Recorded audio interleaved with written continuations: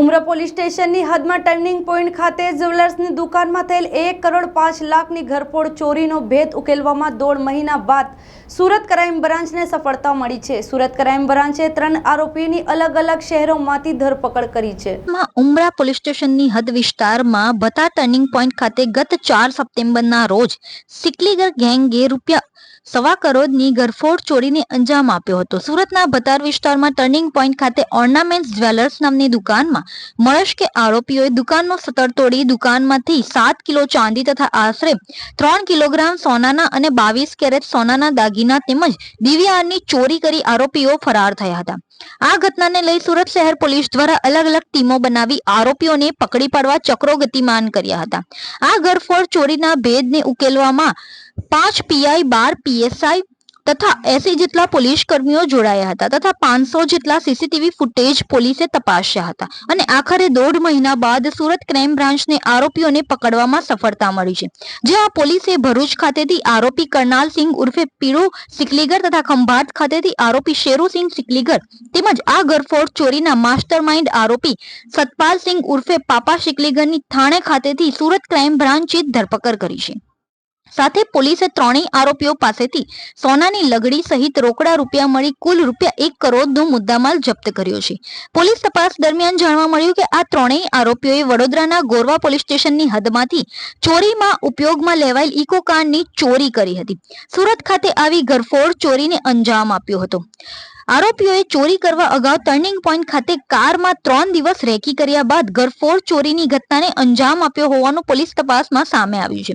તો સિકલીગર ગેંગના આ ત્રણેય આરોપીઓ ગુનાહિત ઇતિહાસ ધરાવે છે।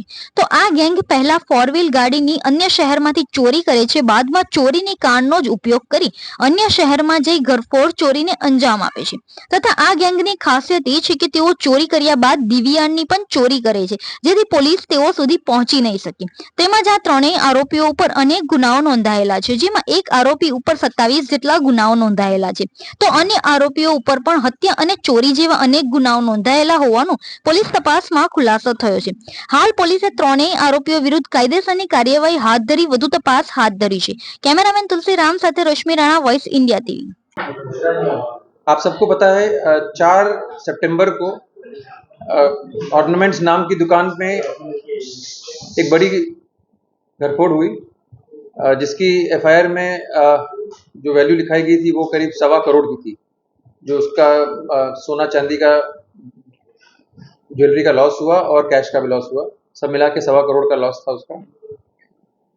ये बहुत बड़ी घरफोड़ थी, इसलिए कमिश्नर साहब के इंस्ट्रक्शंस पर हम सब लोगों ने काफ़ी टीमें बनाई।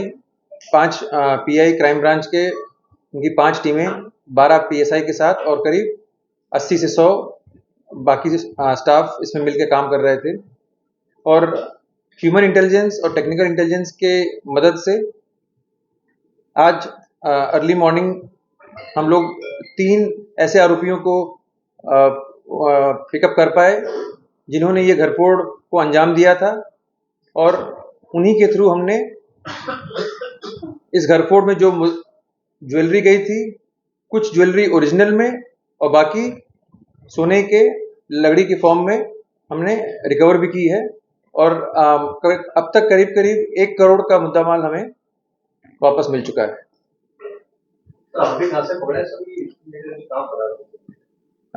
आरोपी जो तीनों पकड़े गए हैं अलग अलग जगह से पकड़े गए हैं। हम लोगों की टीमें जैसा मैंने बताया बहुत बड़ी टीमें लगी हुई थी। तो एक पकड़ा गया है महाराष्ट्र थाने मुंबई से, एक पकड़ा गया है भरूच से और एक पकड़ा गया है खंभात आनंद से। भरूच की भी एलसीबी ने हम लोगों को काफ़ी मदद दी है और वो लोग साथ में थे हमारे ऑपरेशन में जहाँ जहाँ जरूरत थी उनकी। अब और कितने आरोपी शामिल हो सकते हैं इसमें डेफिनेटली और लोग होंगे शामिल, ऐसा लग रहा है। लेकिन ये लोकल पुलिस जिसके जो इन्वेस्टिगेशन करेगी ये वो लोग आगे देखेंगे। सर, इन्होंने चोरी करके ये मुद्दा माल था कहाँ रखा था चोरी? हाँ, ये जो चोरी किया हुआ ज्वेलरी थी ये इन्होंने सोनी को दी थी और फिर जब हमने इनको पिकअप किया तो वो सोनी भी हमारे ह्यूमन इंटेलिजेंस के हिसाब से नेटवर्क में थे और जब ये कंफर्म हो गया कि उनको ही दी है तो उनके थ्रू हमें वापस मिल भी गई। इधर इन दिनों, क्योंकि इनके ऊपर तो बहुत सारे गुना दाखिल हैं पहले से भी, पर इन दिनों ये जो भी घर फोड़ वगैरह करते थे उसमें एमओ ऐसा रहता था कि कोई एक गाड़ी चुराएंगे किसी अन्य शहर से, जहां इनको चोरी करनी है या घर फोड़ करनी है वहां से नहीं, दूसरे शहर से गाड़ी चुराएंगे, उसी गाड़ी से रेकी करेंगे और फिर एक दो दिन बाद आके घर फोड़ करते थे अलग अलग तरीके से। अगर दुकान है तो शटर तोड़ के, घर है तो जैसा करेंगे, मतलब अलग अलग एमओ से लोग फिर घर फोड़ करते थे। तो ये तीनों जो आरोपी पकड़े गए, ये प्लान कहाँ बनाया और इसी शॉप को टारगेट क्यों किया? नहीं, इसी शॉप को टारगेट क्यों किया वो तो और डिटेल इन्वेस्टिगेशन में पता लगेगा, लेकिन प्लान इनका आपस में बना क्योंकि तीनों ही चिटलीगर हैं और इसमें से एक के ऊपर तो बहुत सारे गुना है, करीब जैसे 30 जैसे गुना पुराना, उसके ऊपर एक मर्डर भी है और दूसरे के ऊपर करीब 4-5 गुना है और तीसरे के ऊपर कितने गुना है ये अभी बाद में शायद इन्वेस्टिगेशन में खुलेगा। नहीं, अभी तक हमारे इसमें कुछ निकला नहीं है और हम लोग सिर्फ इसी पे फोकस कर रहे थे कि डिटेक्ट हो जाए किसने मेन किया है काम और किसने और इसका जो मुद्दा माल की रिकवरी है वो हो जाए, ताकि जो कंप्लेनेंट है उसको भी कुछ आराम मिले। सर, पूरा मुद्दा माल सोनी को दे दिया था या कहीं छुपाया भी है? पूरा मुद्दा माल सोनी के थ्रू ही हमें मिला है और जो कैश है वो इनके पास से मिला है, क्योंकि आपको पता है कि इस चोरी में अलग अलग तरह की चीजें चोरी हुई थी, सोने का भी था और चांदी का भी था, तो शायद वो चांदी वाला पार्ट ऑलरेडी कैश में कन्वर्ट हो चुका था, तो कैश इनके पास से मिला है। लेकिन जो सोने की ओरिजिनल ज्वेलरी मैं बता रहा हूँ आपको, और जो बाकी की वो थी कंसोलिडेटेड फॉर्म में जो लकड़ी होती है वो सब सोनी के थ्रू मिली। आरोपी को कैसे मिली थी? आरोपी ने तो रेकी की थी, ये कोई अंगड़िया की लूट नहीं है कि टिप मिले इसमें, उसने रेकी की थी। उसने एक इको गाड़ी चुराई, गोरवा पुलिस स्टेशन बड़ौदा से एक इको गाड़ी चुराई, एक दो दिन वो लोग रेकी किए और उसके बाद जब वो कंफर्टेबल हो गए कि अब ये दुकान हमारे लिए सहज है, तो उन्होंने उसमें वहां पर घर फोड़ की। इनका एमओ का एक इंपॉर्टेंट पार्ट होता था कि घर फोड़ के बाद ये लोग हमेशा डीवीआर चुरा लेते थे, तो इस दुकान से भी इन्होंने डीवीआर जो था, कैमरा वैमरा सब चुरा लिया। नहीं, सूरत में नहीं बेचा था, बाहर ही बेचा था।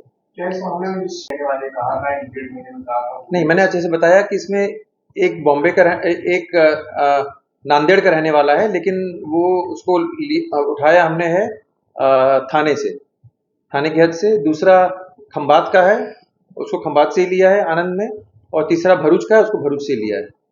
तो ज्वेलर्स को चोरी करने की अभी देखिए इतना डिटेल अभी इन्वेस्टिगेशन नहीं हो पाया है, क्योंकि इन्वेस्टिगेशन करना लोकल पुलिस स्टेशन काम है।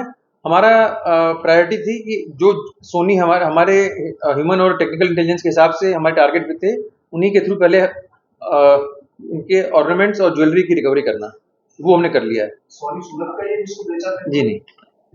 तो चोरी करने के बाद कहाँ घूमे और सिर्फ ज्वेलर्स की शॉप को ही निशान बना थे? नहीं, अलग अलग इन्होंने, इनके ऊपर बहुत सारे क्राइम हैं।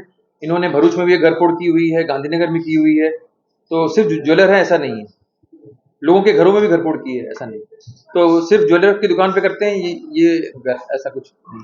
चोरी करने के बाद कहाँ घूमे ये लोग?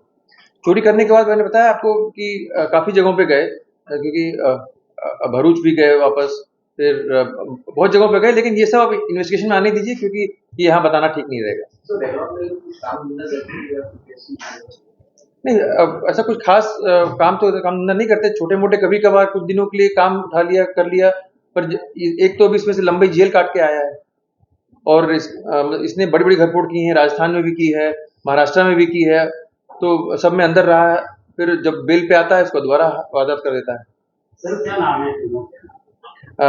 जो हमने मुंबई से लिया है, थाने मुंबई से, उसका नाम है ससपाल सिंह, और जो भरूच से लिया है करनाल सिंह, और जो खंबात से लिया है शेरू सिंह, और इन सबकी उम्र 32, 34, 36 के आसपास है। सभी आरोपी पकड़े? सभी का हम लोग अभी नहीं कह सकते हैं, लेकिन 3 हमने जो पकड़े हैं, इनके थ्रू जो रिकवरी की है वो हम आपको अभी बता रहे हैं, बाकी इन्वेस्टिगेशन में और निकल सकता है। क्राइम किया उसके क्या नाम है? ससपाल सिंह उर्फे पापा, उसको पापा कहते हैं उर्फे नाम, बाकी उसका नाम ससपाल सिंह। इन्वेस्टिगेशन वाली पुलिस स्टेशन का है, जो आईओ हैं वो देखेंगे कि सोनी का कितना रोल था। हम लोगों ने कल रात के बाद से जो ऑपरेशन है वो हम आपको अभी बता रहे हैं। चोरी से पहले दुकान के अंदर लोग गए थे, मतलब कि जब चालू थी तब देखने के लिए? नहीं, ये लोग बाहर से इन्होंने रेकी की थी, रेकी अच्छे से की थी। तो हम लोगों को इसमें इनपुट ऐसे मिला कि जब ये घरफोड़ हो गई उसके बाद जो सीसीटीवी फुटेजेस मिले उसमें एक इको गाड़ी दिखाई दी। कुछ दिनों बाद वही इको गाड़ी बरनामा पुलिस स्टेशन के एरिया में बड़ौदा में बिनवारसी हालत में मिली। जब वहां पर और फर्दर इंक्वायरी की तो पता लगा कि ये गाड़ी गोरबा पुलिस स्टेशन से चोरी हुई थी 3-4 दिन पहले। और उसके बाद फिर टेक्निकल इंटेलिजेंस, जैसे मैंने कहा, टावर लोकेशंस वगैरह की मदद से और ह्यूमन इंटेलिजेंस का, इन दोनों का बहुत ही अच्छा तालमेल रहा और हम लोग सेटिस्फैक्टरली इनको कल आज अर्ली मॉर्निंग उठा पाए और उसके बाद से जो भी थोड़ा बहुत इंट्रोगेशन कर पाए हैं उसमें ये रिकवरी हुई।